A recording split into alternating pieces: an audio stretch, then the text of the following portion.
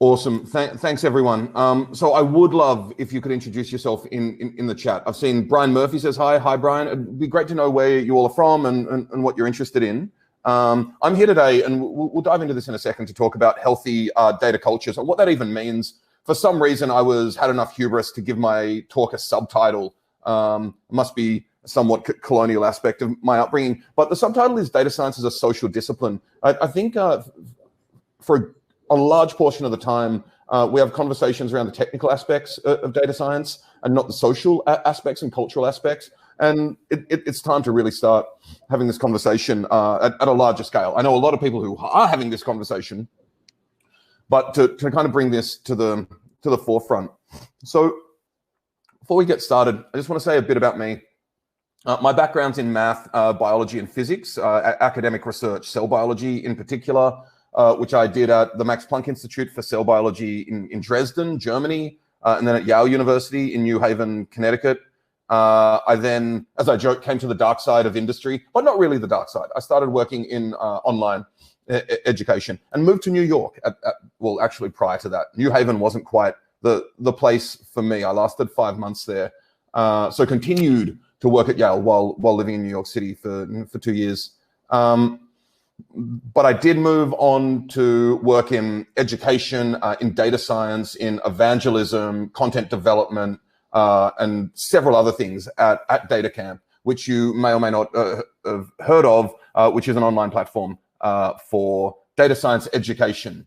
And I also I hosted a podcast there called Data Framed, which you may have checked out. And the reason I mentioned that is actually because when we launched the podcast Data Frame, it was the wonderful people at the PyData NYC meetup who said, hey, why don't we have a little party and a panel and that type of stuff. So we went down to 2 Sigma in the Village or Soho, and had what I thought was a really interesting. I was just the moderator, so we had what I thought was a very interesting panel, and then some drinks. And all that is to say that PyData in general, but PyData NYC is a place that I feel at home. So it's really wonderful to be back here today in this new online version of these meetups. And I just want to thank the people at Saturn, Aaron and Melissa and Julia and everyone else for putting this on, and all the hard work that goes into this as well.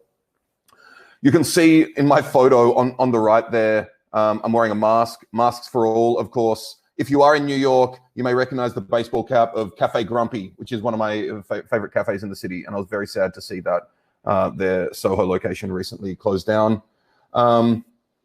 Recently, I've moved companies. I'm now working at Coiled, where what we do is we're building products that bring the power of scalable data science and machine learning to you, such as single-click hosted clusters on the cloud that allow you to seamlessly move your software environments and data between your local computation and cloud-based computation. Essentially, one way of framing what we want to do is to take the bloody DevOps out of data science so you can get back to your real job as a data scientist. I said this to a few of you in the breakout sessions. If you're a data scientist who loves, Kubernetes and Docker containers and wrangling all of that, more power to you. But a lot of data scientists just want to get their analyses up and running and their modeling up and running. There's a huge barrier to entry there when building large models or working with large data sets. So I joined Coiled several months ago. Matt Rocklin, who is a core contributor and co-maintainer of Dask, started the company essentially because there were so many requests for this type of infrastructure and tooling around Dask and PyData in general. So we've just started the company, so I wear several hats there, from evangelism to marketing, pivoting currently to do a bunch of stuff in product, which is really exciting. And you can find me at Hugo Bowne at most places, Twitter and so forth, okay?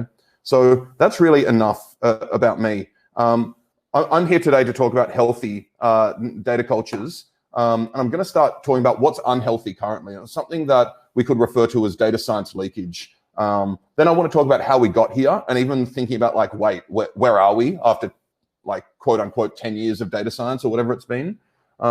Then think about establishing and building healthy data cultures, and then a brief case study in distributed compute and the problems around tooling in distributed compute and what we're trying to solve at Coiled as well, okay? So I asked a question, a poll on Twitter recently. How much of your organization's data work is actually used in decision making? And those decisions could be automated. So if you work at Twitter and you do data work that results in surfacing, automatically surfacing content, I'd like that to be included. The options were 0 to 25%, 26 to 50%, 51 to 75, and 76 to 100%. So I just want you to take a second to think about, and I actually have a poll question for you later, so that's why I'm not polling you now. But I'd like you to take a second to think about this. And also note that this may vary across industry. If any of you feels like popping in the chat a number, you know, the percentage of your organization's data work that's used in decision making, you can, you could count it in human hours, for example. Feel free to do so. I don't want to put anyone on the spot though. Now the result, I wasn't surprised. I was maybe a bit shocked and a bit saddened, but I definitively wasn't surprised, and it shows how much work we have to do. So over 50%, the main takeaway I want to state is that over 50% of people said less than 25% of their organization's data work is actually used in decision making. Okay. Now, I appreciate there are all types of problems and biases associated with these types of polls, including selection bias, all types of stuff. So I want this to be taken with a grain of salt. Having said that, the reason I ask this is because in my job and over the past 5 years, I spent a lot of time speaking with data scientists and people in the data sphere, and this is an ongoing trend that I feel that we're seeing perhaps a devaluation in how people consider the ROI on non-automated data science in particular. And we'll get to this in a second, okay? But I think what's very important to recognize is from this, at least a lot of data scientists seem to feel that their work is entering a vacuum, that it's not actually being used for what we would like it to be used for. Okay, a few things here, a few replies. Mikhail Popov, who it's key to recognize that Mikhail is a senior data scientist in product analytics at the Wikimedia Foundation, which includes such products as Wikipedia. His response was he feels like I don't know should be an option. I think which is very telling. On top of that, and this talk isn't just going to be based around tweets. Okay, I'm not that brilliant. But it's good to have aspirations. Tanya Kasharali, who is a founder of TCB Analytics, a Boston area-based consulting data consulting group, who works across a lot of different industries, and someone who I follow because I find her so revelatory with respect to kind of what happens in the field in data science. She responded. She'd argue that no one even knows how to measure the impact of data science or analytics well at all. I would say we do in tech, I think, and when it's automated. So that's something we'll come back to. The other thing that she made clear is that it depends on the type of organization. And so if we go back to this poll, if we segmented this via tech, finance, healthcare, consulting, retail, we'd see vastly different results. And that's a very interesting question to ask, even if I do say so myself. I mean, it was Tanya's question.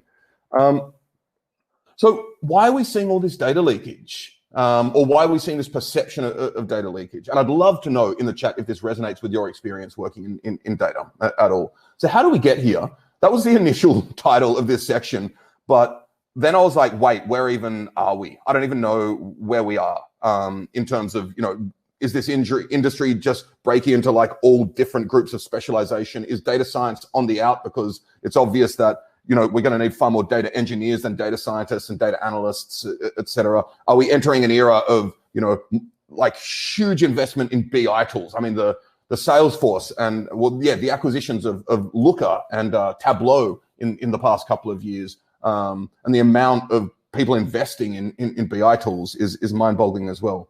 So we can even ask, like, where are we?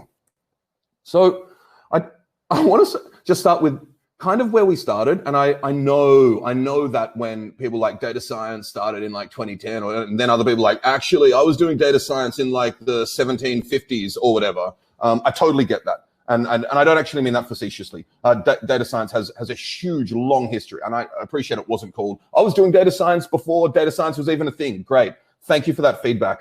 But if we want to look at the origin of a data science marketplace, we do want to look back to around a decade ago.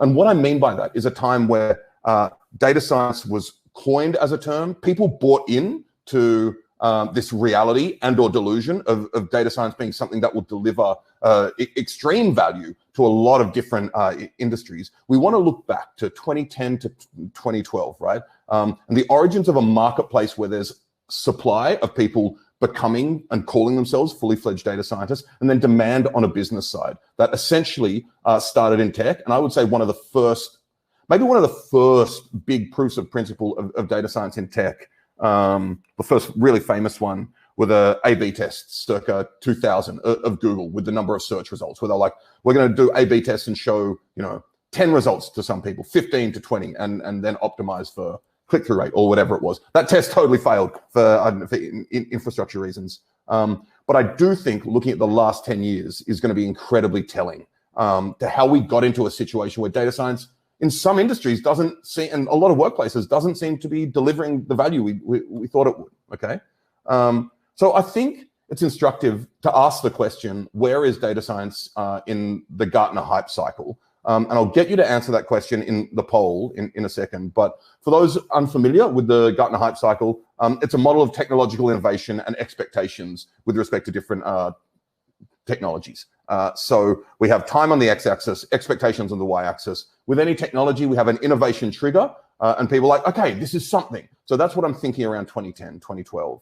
The innovation trigger may even be a term. Of course, it's based around the amount of data available, the amount of compute available, the sophistication of algorithms, these types of things. I mean, those are actually the main three. Then, as expectations go up, and maybe some value is delivered, but maybe not as much as you'd think, we reach the peak of inflated expectations where people are like, wait a second, we're expecting all this stuff and, blurg. And people flip out a bit. They're like, whatever. We get into the trough of disillusionment. And only after this do we start seeing the slope of enlightenment, where we see actual value really delivered, and then the plateau of productivity. Melissa, Mel very generously added a poll question. So if you click next to the chat on polls, I want you to tell me where you think data science is in the Gartner hype cycle.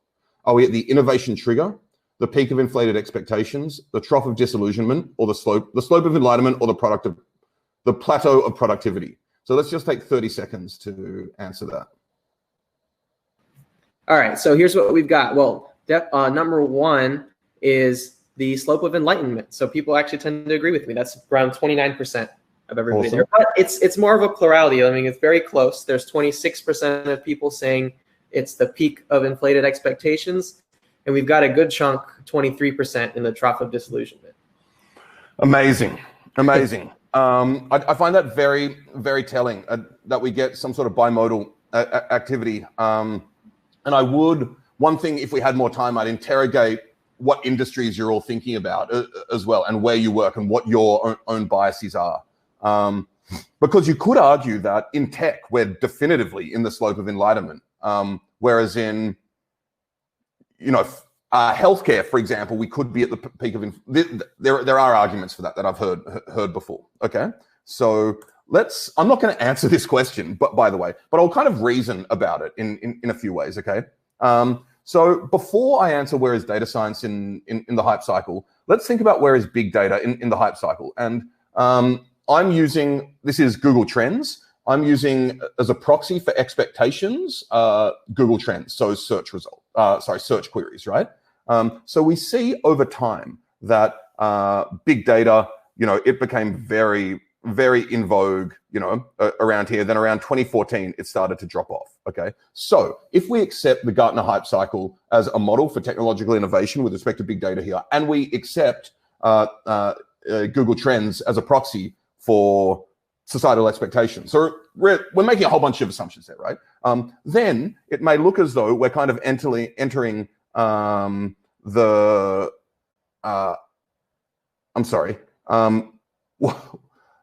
trough of disillusionment for big data, okay?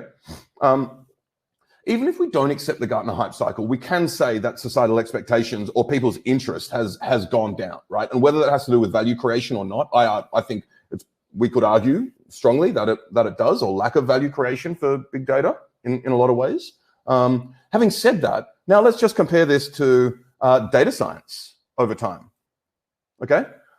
So check this out. Yeah, around 2010, 2012, people started searching it, okay?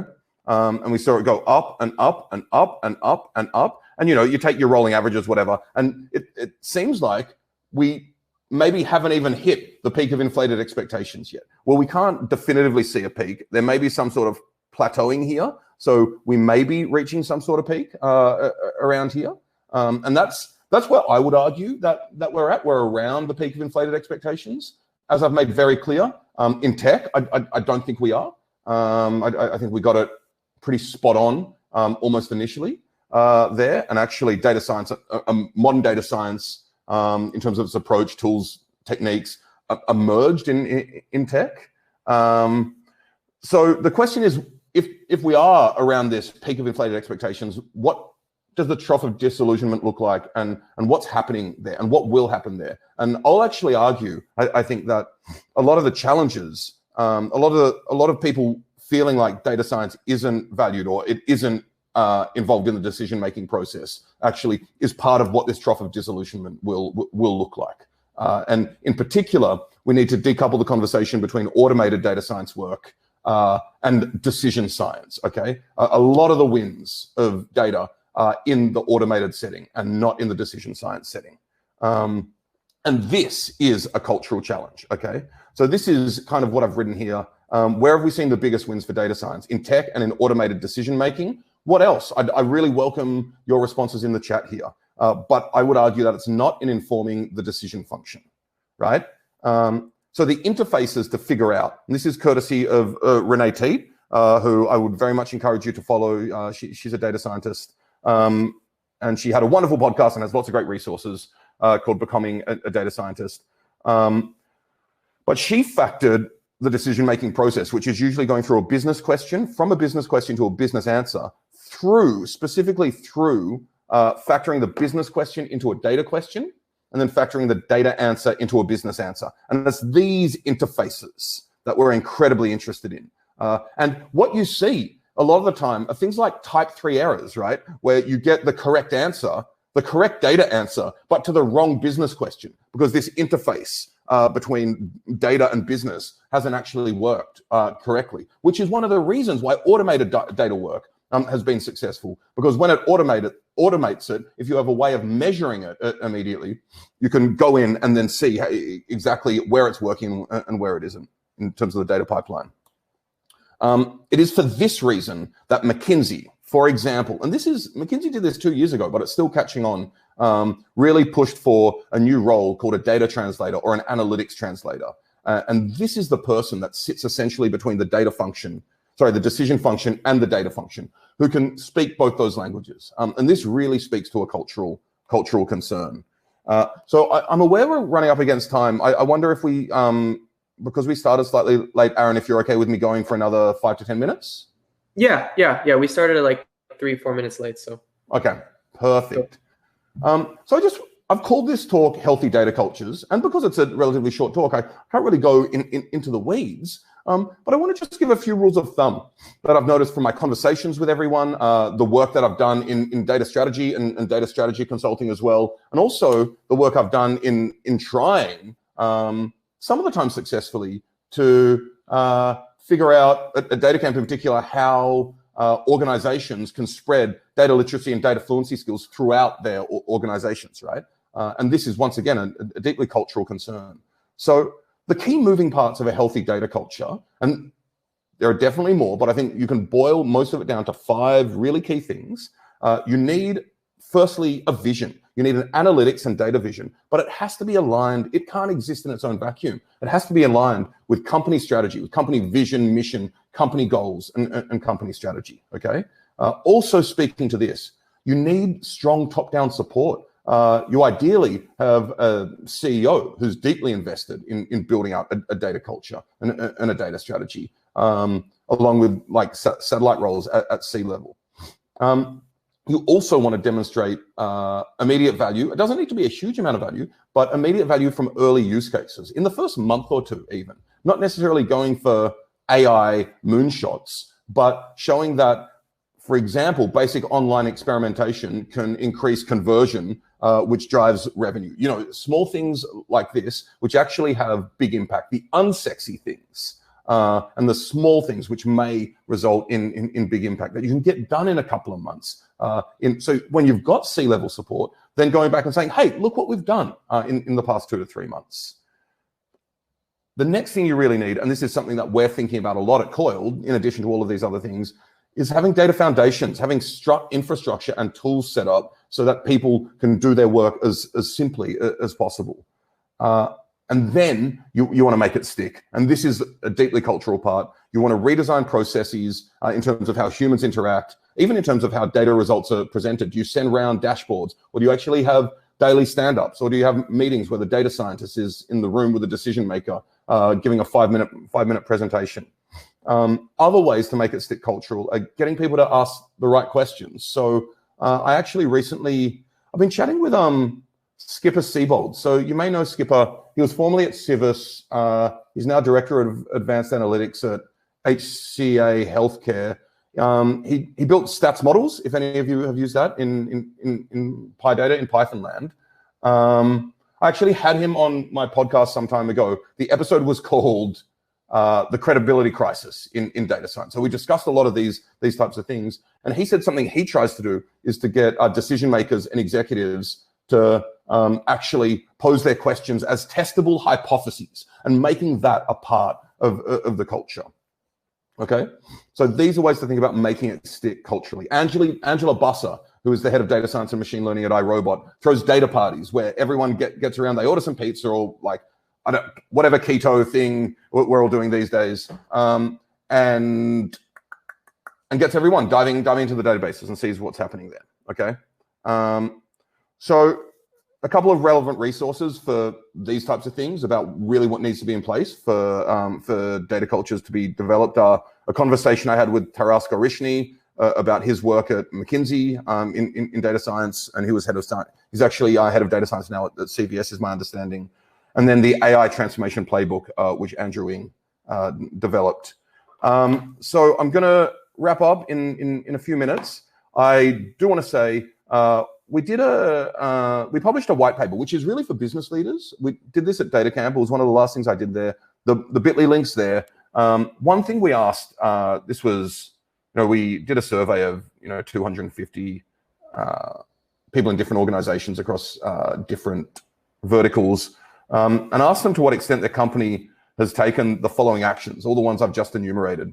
And you can see that the ones with mature data fluency or data literacy competencies far excelled. 44% of them had created a vision for analytics aligned with strategy, whereas only 6% of those with immature data competencies had, and so on. And I could list all the data there, but you can see the stark difference there, okay? So one of the things I talked about was infrastructure and data foundations and tooling, right? And at Coiled, as I mentioned at the start, we're building tools to bring the power of scalable data science and machine learning to you. So for example, single-click hosted clusters on the cloud. We're also doing a bunch of consulting support and training, which speaks to other cultural aspects. But I am actually deeply interested in how commercial products can help us solve for organizational cultural challenges. And to drill a bit deeper into this, Brian Granger once said to me so Brian Granger is co-lead of Project Jupiter, among many other things. He said to me on the podcast, Hugo, we're now entering an era where large, complex organizations need to scale interactive compute with data to their entire organization in a manner that is collaborative, secure, and human-centered. And another thing Brian said, he said, we're entering a phase transition, and I like this formulation from a physicist. We're entering a phase transition where previously organizations had a lot of individual open source users within them to a stage in which organizations are now adopting open source themselves institutionally. And how does this change what we need to do with the open source? And one thesis of mine is that the open source ecosystem, let's talk about PyData, has been incredible at allowing individual working scientists, data analysts and data scientists and research scientists to answer science questions, okay? It's done an incredible job at that. What it hasn't done, there are some collaborative tools in the open source, but it hasn't solved the large-scale institutional questions, and nor should it. Perhaps this is where the enterprise does need to come in, and companies such as Coiled arise out of this need to help the open source meet the needs of the enterprise and help the enterprise leverage the power of open source. So one way to think about it is any organization or institution we can think of as a network, right? And open source really solves for the nodes, but it may not solve for the edges. So that's something we're really exploring at Coiled, okay?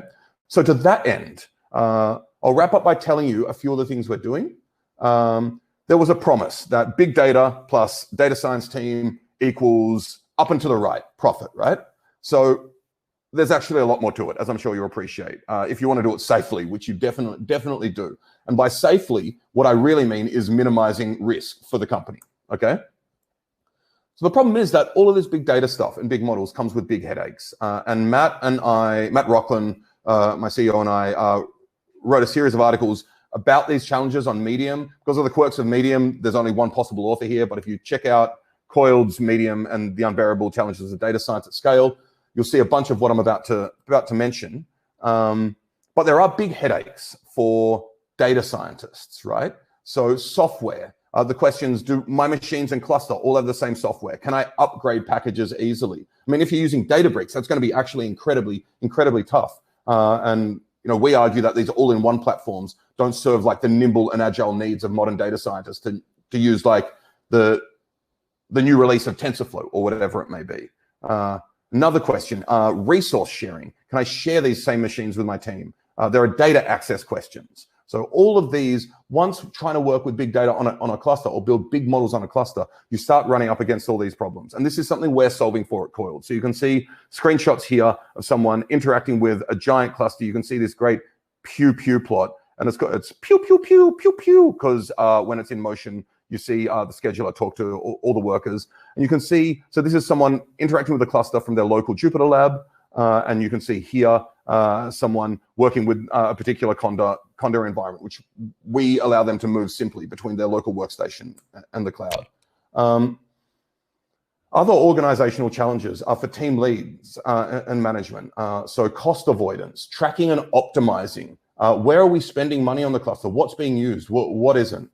Also enabling collaboration. How do we replicate the experience of our top performers? So something we're thinking about and building is advanced telemetry for team leads as to what's happening in their organization in order to enable collaboration, avoid costs, and track and optimize. The final, and maybe this should be the zeroth, if we're zero indexing persona we really need to think about, is IT. They require predictability, security, and observability. I'd love to go into this a bit more, but in the interests of time, I won't.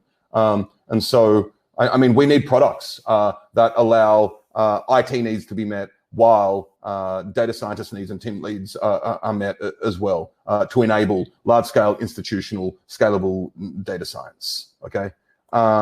So without, I think that's a great place to end. I'd love for you to come and play with us.